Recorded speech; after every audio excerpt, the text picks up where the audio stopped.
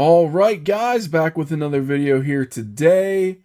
And as you can tell, if you can't tell, you might be able to tell, I'm not sure. They are going to be talking about Battletoads as you see on the side of the box. And if you recognize the emblem here, that is Battletoads. And this is made by Premium DNA Toys. Or maybe they're just called Premium DNA, I'm not even sure. I do have something to rant about Premium DNA, but I'll do that here shortly. But let's figure out what exactly this is in the box here and take it out. All right, so we should just be able to, there we go. A lot of effort into opening this box, but yes, there we go. Porka Pigs in the flesh here, and they look like big hulking beasts, I have to say.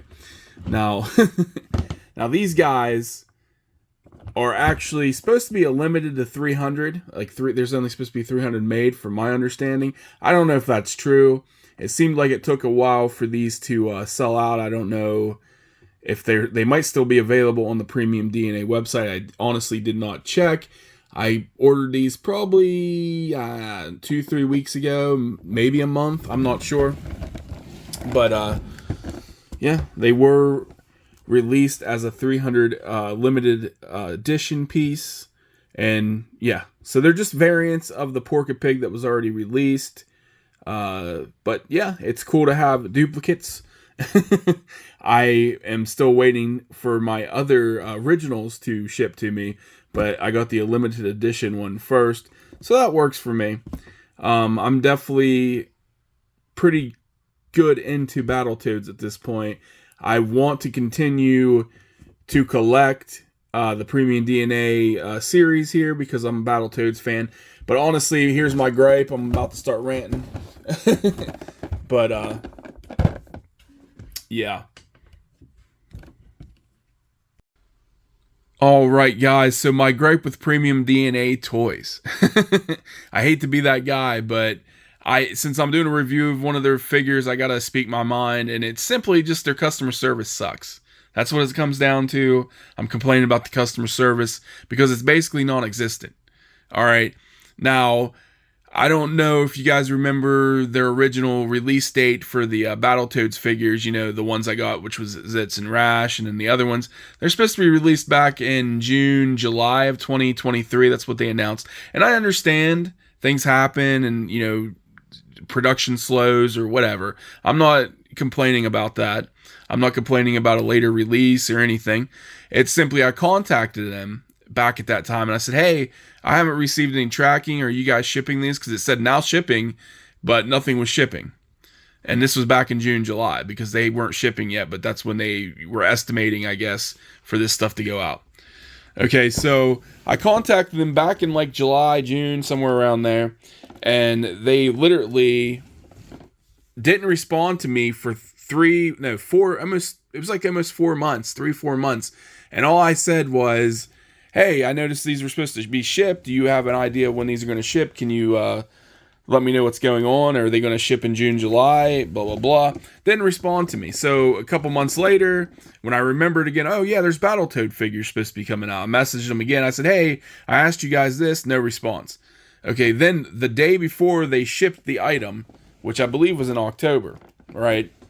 They say to me, they finally got back to me and responded after 3-4 months or whatever it was and said, hey, it's shipping now. Okay, thanks. You couldn't tell me there was a delay or give me some type of an excuse or anything. So that was the first experience with them. Okay. Now let's fast forward. I got the Zitz and Rash figure, which I did a review. Like I said, they're awesome, absolutely awesome figures. But one of the accessory pieces had a loose part that basically fell off when I was doing the review, which was the bulldozer. I think I took a picture of him bulldozing the shredder into the trash can, right? That bulldozer piece had a piece that was just hanging off, and I was like, okay, I'll just contact them and see if I can buy a replacement. I wasn't expecting anything. It was damaged in the box when I got it. It was just, you know, it was just torn. It was ripped. It was hanging off. It was the handle that the character's supposed to hold, right? And I contact them. I send them the pictures, and their policy is, send us a picture of anything that's damaged, blah, blah, blah. We'll send you a form, you fill it out, you send the figure back, and then we'll send you a replacement, which I didn't even care about getting a replacement. I just wanted, a replacement figure. I didn't want to send everything back. I was willing just to buy the piece that was broken, or if they wanted to send me a replacement for that for free, I'm not going to complain. Whatever works. Well, they still haven't replied back to me, and that was October, and we're here mid-November going, well, it's still it's second week in November right now, 2023. So yeah, haven't heard anything back from them, and I'm thinking I'm not going to. So yeah, if your experience is different with Premium DNA, please leave a comment and on this video and let me know that I'm a jerk or something and that they're awesome people and I'm just going crazy. But my experience has been shitty with them, and I hate to knock them because I understand if they're a small toy company, but maybe they don't have a lot of people working for them and they're just so far behind and getting back to people's messages and other people's issues. But their policy states right on there, you have to contact them within so many days. I don't know if it's 30 days or what, if there's an issue with your order, and they don't reply back. And it's been over a month now. So their policy basically states if you don't send the item back, but you can't send the item back until you contact them first.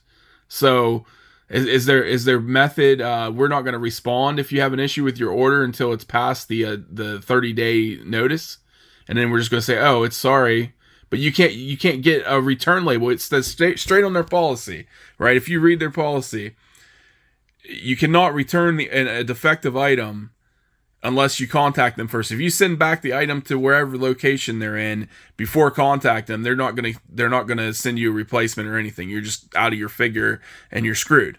So you have to contact them first to get the slip. They did not respond. So you tell me who's in the wrong, okay? But yeah, I know, almost 5 minutes of me complaining, but I had to put it out there. So if you had a different experience with them and I'm just a jerk, just saying so in the comments, or just let me know if you've experienced the same bullshit. But that's what's making me not want to trust them, because it wasn't even a big deal. I didn't want to return anything, but they can't even respond to me. So what if I had a figure that its head popped off, was broken, and they're just not going to give you no support whatsoever and just not even do their own policy? I don't know, guys. Sorry, 5-minute fucking rant, and I dropped an F-bomb. I apologize for the cursing. Just frustrates me because I had such pleasant experiences. Like, I've contacted Super 7, which I don't think's a huge company. They're not Hasbro or Mattel or anything, and they get right back to you right away. And I've never had an issue with anything they've ever sent me, but I've asked them questions about upcoming stuff and about releases and things and they get right back to me, no problem. Okay, I've contacted Four Horsemen Studios, I think is what it's called, Four Horsemen Toys, the one that did the Mask of the Red Death and all them. I literally dropped my clock from that Mask of Red Death. It busted. I sent them the thing. I asked if I could purchase a new clock cover because it was the cover that broke, and they sent me one for free. I mean, that is awesome customer service. All I did was send them, told them what happened. Didn't even make me pay for it. All right, and I'm not even saying they need to give any freebies out there or anything, but come on, guys, better customer support. At least respond to people. All right, and follow your own damn policy, please. Anyways, enough of me ranting. 6 minutes. I keep going on and on. Sorry, guys. Sorry. But let's get into these figures because they do look good, and let's hope for the best. All right, guys. So yeah, I had to get the rant out of my system, but let's get back onto the review here. These figures do look nice. These variants of the Porka Pig are definitely cool. Definitely good for army building. You have variations, and it's always cool when you can have an army that looks a little bit different. They're not all exactly the same, and that's what we have here. 2 more variants. So you have 3 different Porka Pigs with the original to work with. And they did a good job on the coats here, the coloring. Everything looks good. I love the pink. I love the dark brown skin tone. You got the hands and the hooves are like this grayish, this shiny kind of grayish.